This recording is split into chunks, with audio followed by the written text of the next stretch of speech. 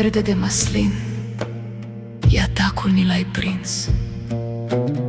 Să nu poată fi vreodată de vreun pământean atins.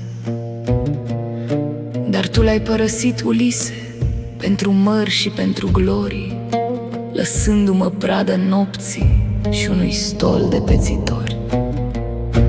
2 ani s-au făcut 10 și 10, un întreg secol, iar eu am rămas o umbră, un pustiu fără de simbol. Cine-i mai puternic oare? Cine poartă vina grea?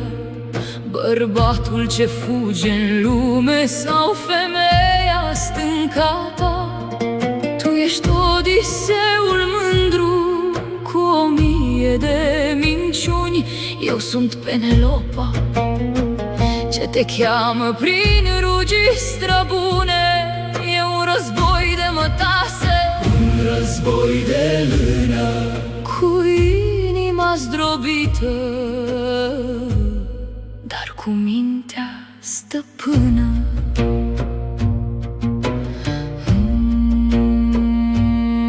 Mă învățase mama de când eram o copilă să mă feresc de noaptea albă rece și fără milă.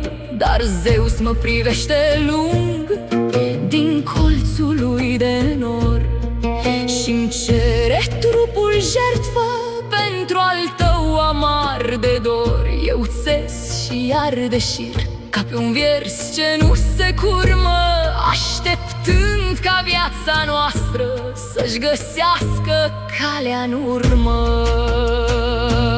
Nu mai sta pribeag în port, proptit în gânduri de plecare, nu mai căuta coroane în spuma de pe mare. Vino și închide poarta, stinge trăsnetul cel rău, să nu ne arunce Zeus în hăul cel mai greu.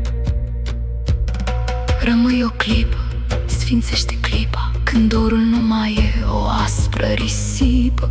Înnoadă firul, oprește sângerarea, căci tu ești țărmul, eu sunt marea. Penelopa, femeia, ea ține cârma